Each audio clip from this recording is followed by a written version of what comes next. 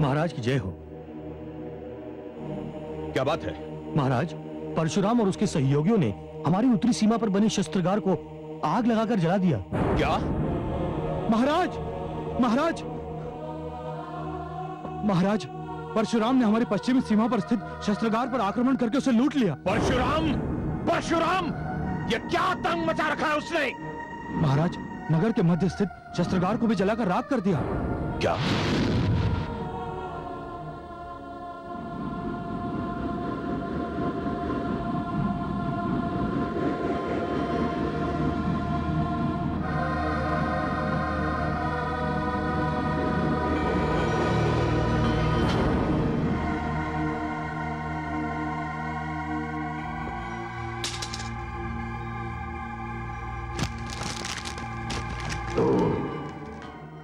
मैं आज भी तुझे इसी बाण से मार सकता था, किंतु छुप के मारना मेरे धर्म के विरुद्ध है।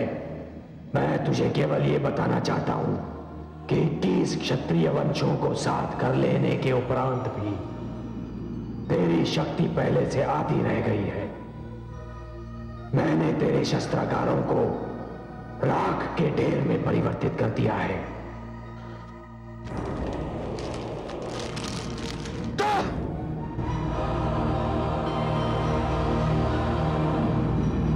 परशुराम,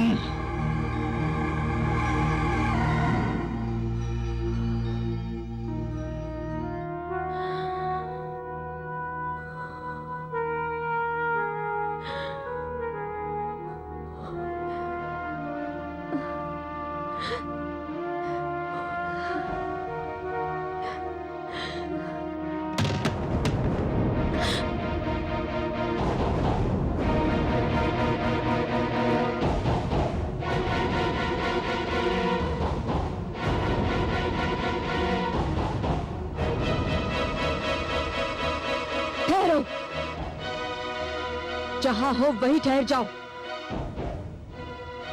क्यों आए हो यहाँ पर? देवी, हम यहाँ कोई उत्पात नहीं मचाना चाहते। अनामिका को हमें सौंप दीजिए। हम शांतिपूर्वक यहाँ से लौट जाएंगे। अनामिका का नाम अपने अपवित्र अधरों पर लाने का साहस भी कैसे किया तुमने? जानते हो अनामिका कौन है? पुत्रवधू है वो मेरी। एक माता से ये कहते हुए तुम्हें लज्जा ना आई कि अपनी पुत्री को तुम जैसे नीच और व्यभिचारियों को सौंप दे? चले जाओ यहाँ से, चले जाओ।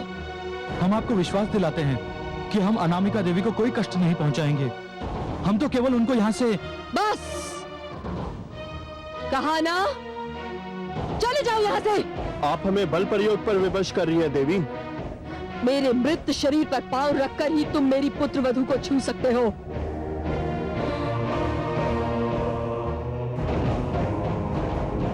शत्राणी हूं मैं, अस्त्र और शस्त्र के प्रयोग से अनजान नहीं। ठहरो, पीछे पीछे ठहरो, पीछे पीछे पीछे।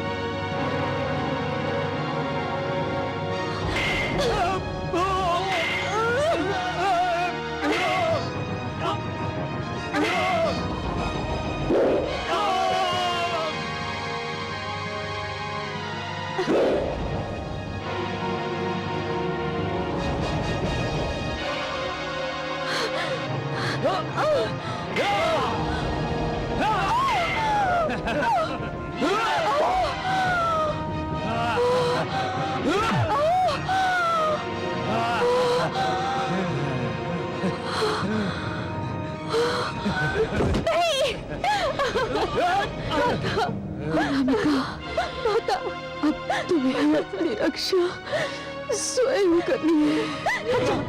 छोड़ दो मुझे, छोड़ दो, हटाओ, छोड़ो, छोड़ो,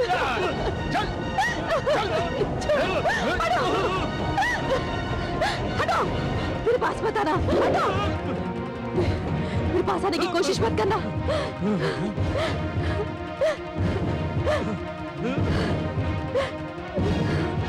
सुनो देवी, हमारा कहना मानो, हम तुमको तनिक भी क्षति नहीं पहुंचाना चाहते। हम केवल इतना चाहते हैं कि तुम हमारे साथ चलो। तुम हमारे साथ होगी तो परशुराम से हमें बातचीत और लेन देन में सुविधा होगी।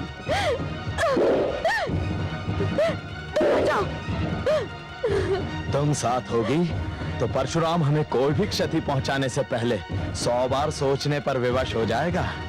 तुम्हें साथ ले जाने का हमारा कोई दूसरा अभिप्राय नहीं है।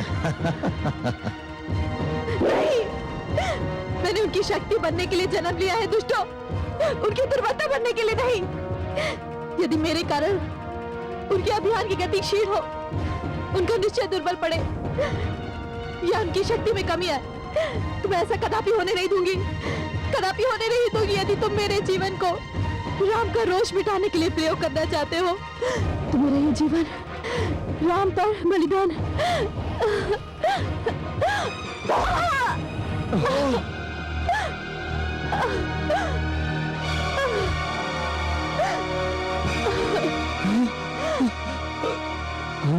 ये क्या?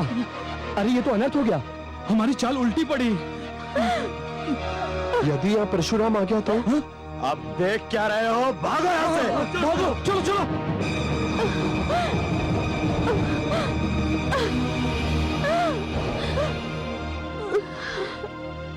अनामिका, अनामिका, ये तुमने क्या किया पुत्री?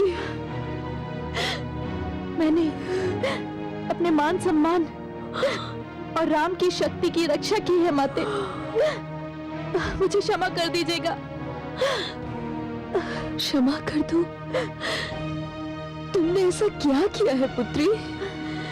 मैंने आपसे झूठ कहा था। कैसा झूठ? यही कि मैंने आपके पुत्र से विवाह कर लिया। मैं सदैव उनसे प्रेम करती रही, किंतु विवाह न कर सकी। पुत्री, मैं तो तुम्हें पुत्रवधू मान चुकी हूँ और अब तुम ही मेरी पुत्रवधू रहोगी।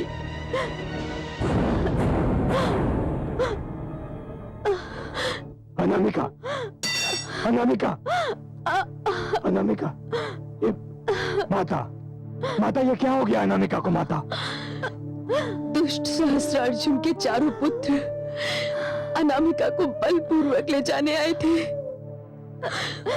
और इसने अपने आत्मसम्मान की रक्षा इस प्रकार की।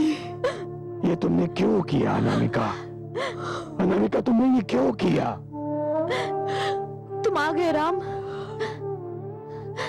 मैं तुम्हें देखे बिना मरना नहीं चाहती थी। अनामिका, मैंने तुमसे कहा था ना, कुछ नेत्र बड़े ही ढीठ होते हैं, प्रतीक्षा ही करते रहते हैं, चाहे पथरा ही क्यों ना जाए। मेरा सौभाग्य है कि तुम मेरे नेत्रों के पथराने से पहले ही आ गए।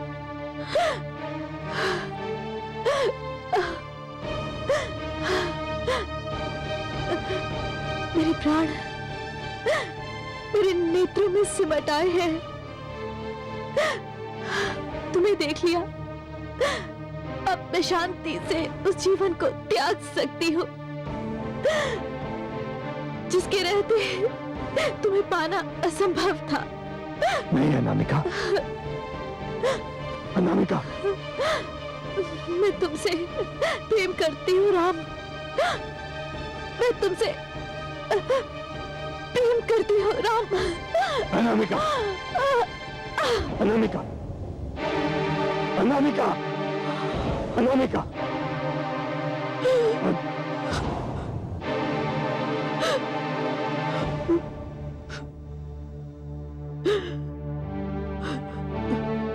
यह अन्याय है अनामिका, यह अन्याय है। तुमने सदैव मुझे प्रेरणा दी, उत्साह दिया, साहस दिया, और जब उस सब के फल का समय आया तो हम सबको छोड़कर चली गई।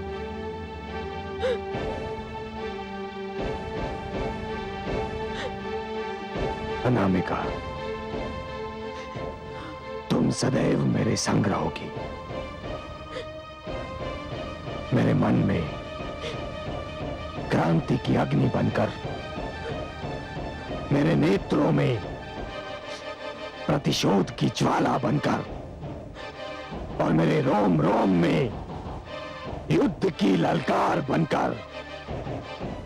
सहस्रार्जुन! मूर्खो, तुमने मेरी कठिनाइयां और भी बढ़ा दी हैं। अनामिका का अपहरण करने का परामर्श तुम्हें किसने दिया था? हमने स्वयं ही आपस में परामर्श करके ये निर्णय लिया था। किंतु क्यों? क्या चाहते थे तुम अनामिका का अपहरण करके? हमारा विचार था कि अनामिका परशुराम से प्रेम करती है। यदि वो हमारे हाथ आ गई तो हम परशुराम पर आपसे युद्ध करने के स्थान पर संधि के लिए दबाव डाल सकेंगे। मूर्खो तुम सब! इसका अर्थ यह हुआ कि तुम अपने शत्रु को पहचानते ही नहीं। परशुराम कोई साधारण व्यक्ति नहीं है जिस पर दबाव डाला जा सके। वो नारी का आदरवश करता है, परंतु नारी की आड़ लेकर कोई उसे पद से हटाने का प्रयत्न करे, यह संभव है। ऐसी मूर्खता करके तुमने उसके रोष को और बढ़ावा दिया है। महाराज की जय हो। महाराज, जो हुआ सो हुआ। अब आपको यह सोचना है कि नई परिस्थिति से कैसे निपटा जाए। मेरी समझ में नहीं आता कि क्या किया जाए। मुझे सूचना मिली है कि परशुराम ने मेरे चारों पुत्रों को मारने की शपथ ली है। पहले युद्ध केवल मेरी चिंता थी, परंतु अब चारों राजकुमारों की सुरक्षा मेरी चिंता का विषय बन गई है। आप इसकी चिंता ना कीजिए महाराज। मैं नहीं करूंगा तो और कौन करेगा? हम जो हैं, हमने आपको सहायता का वचन दिया है।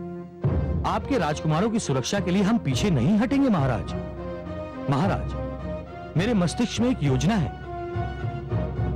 आप अपनी योजना बताइए।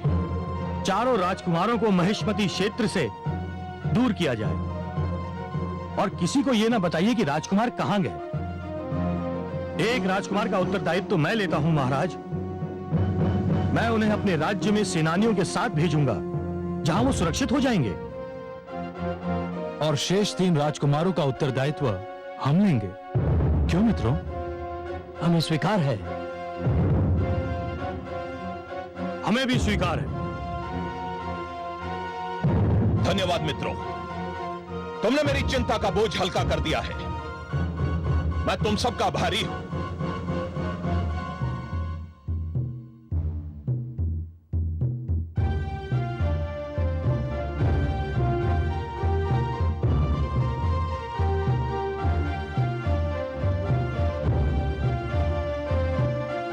चलो सारथी।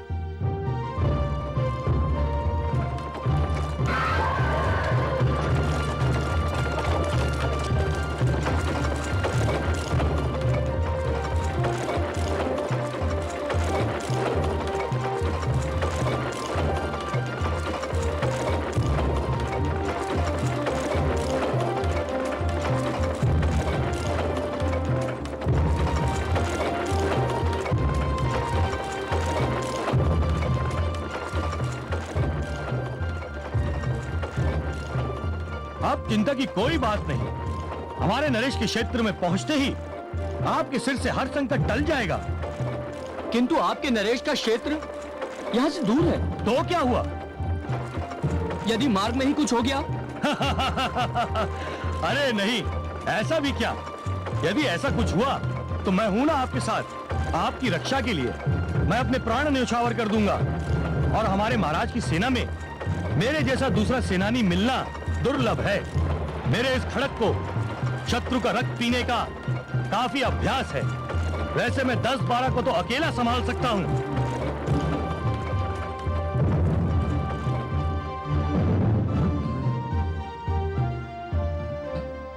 रथ क्यों रोक दिया सारथी? रथ क्यों रोक दिया सारथी? मेरे रथ में बैठे एक महान योद्धा का दर्शन करने के लिए। मेरा सौभाग्य कि आप जैसा सूरमा मेरे रथ में बैठा है।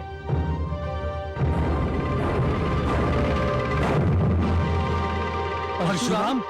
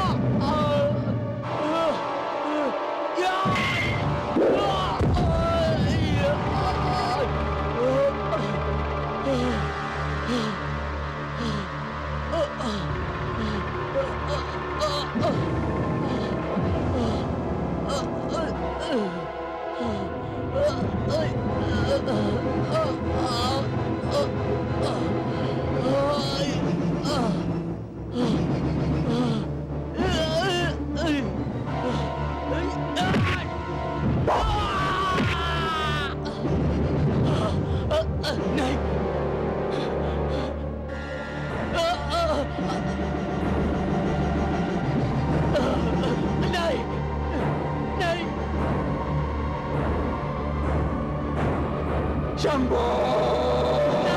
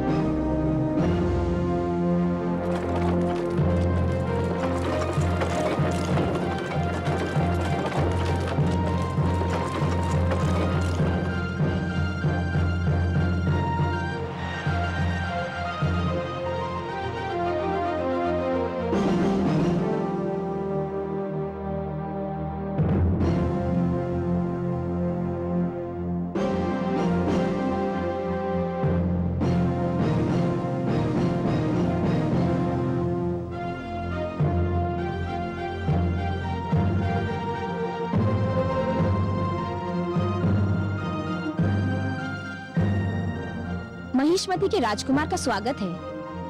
प्रणाम।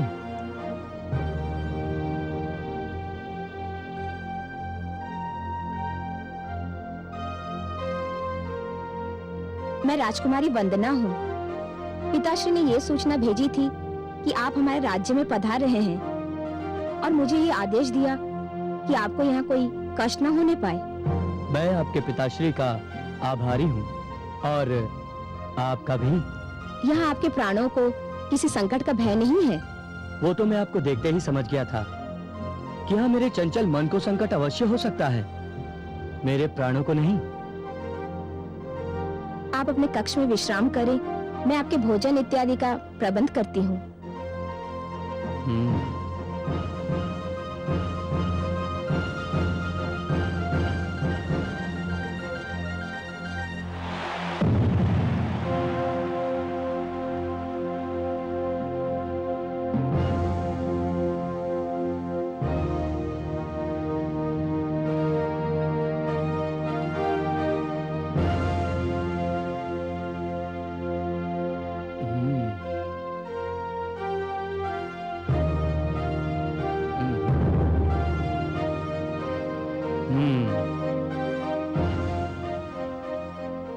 भगवान मुझ पर कृपालु है।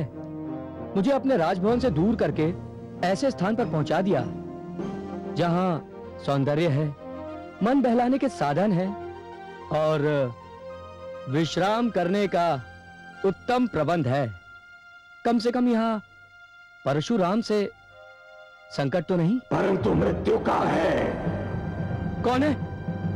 कौन बोला? कौन है?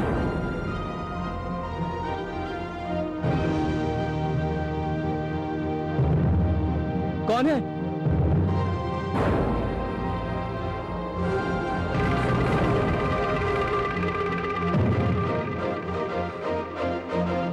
कौन है वहां पर?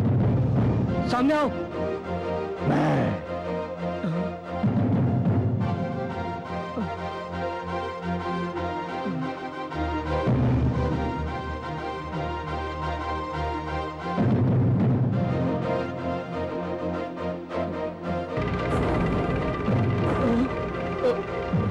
तेरी भांति कायर नहीं हूं जो एक निहत्थे पर आक्रमण करे। मैं तुझे आत्मरक्षा का पूरा अवसर दूंगा। यद्यपि तूने मेरे पिताश्री को कोई ऐसा अवसर नहीं दिया था।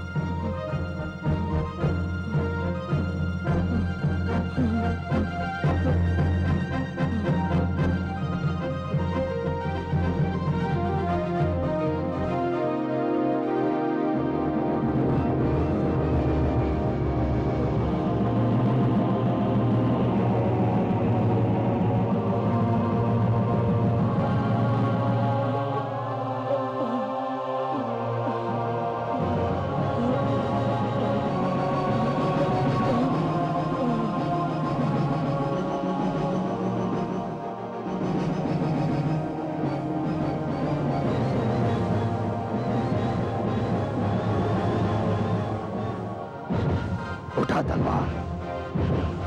नहीं। उठा तलवार। नहीं। नहीं। उठा तलवार।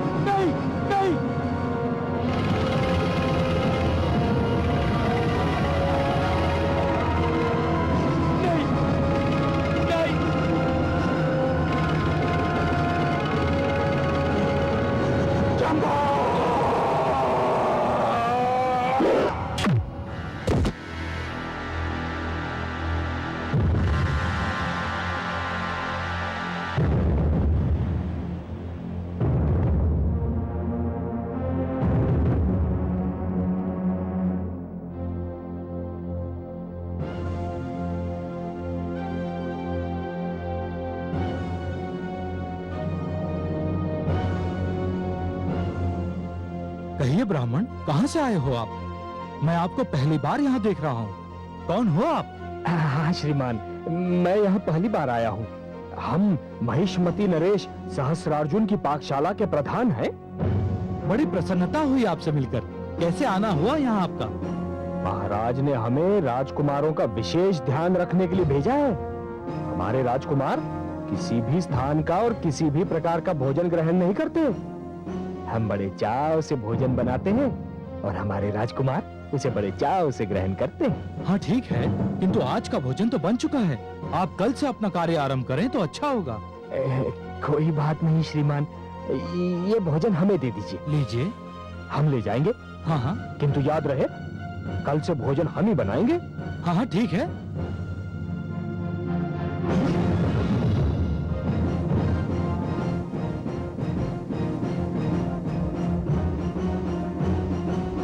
द्वारपाल, हटिए हटिए। कहाँ जा रहे हो आप? अरे राजकुमारों को भोजन कराने। तनिक पकड़िए, पकड़िए, ठीक से पकड़िए, ठीक से पकड़िए।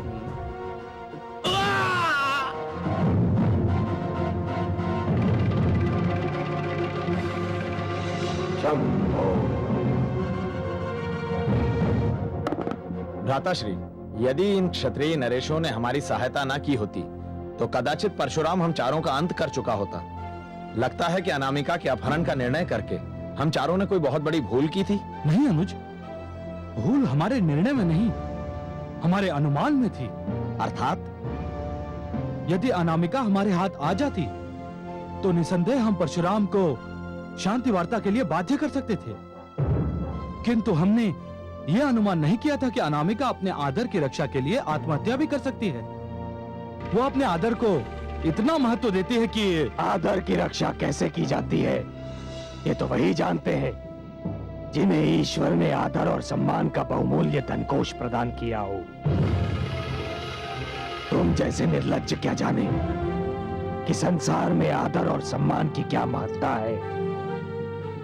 कौन हो तुम? आश्चर्य है कि अपनी मृत्यु को इतना निकट देखकर भी उसे पहचान नहीं पा रहे हो। परशुराम,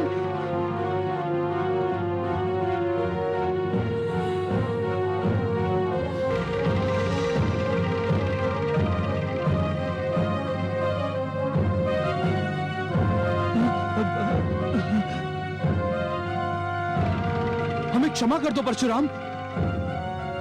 हमें क्षमा कर दो परशुराम। हमें क्षमा कर दो। हमसे भूल हो गई परशुराम, हमसे भूल हो गई।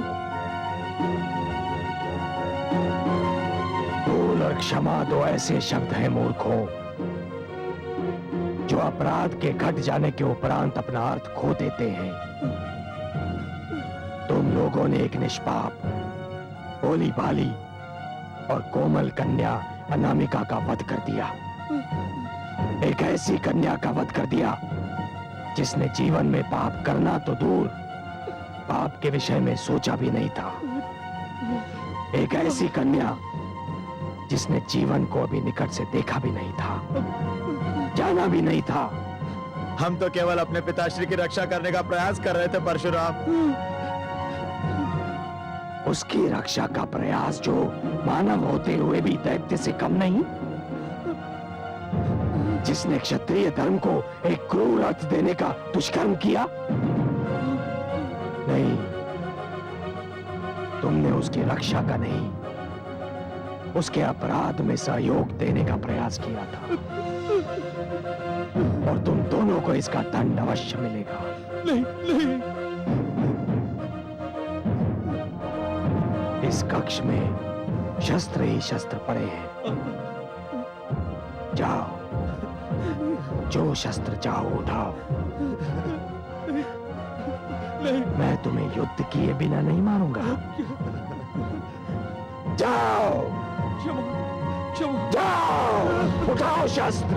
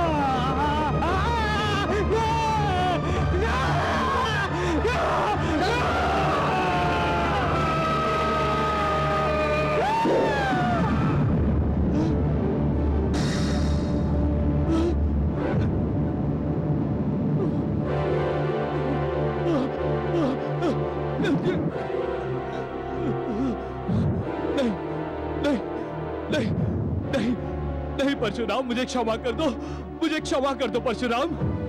मैं जीवन भर तुम्हारा दास बन के रहूंगा परशुराम, मुझे क्षमा कर दो। नहीं, मुझे क्षमा कर दो, मुझे क्षमा कर दो, मुझे क्षमा कर दो परशुराम, मुझे क्षमा कर दो, मुझे क्षमा कर दो। मैं जीवन भर तुम्हारा दास बन के रहूंगा परशुराम।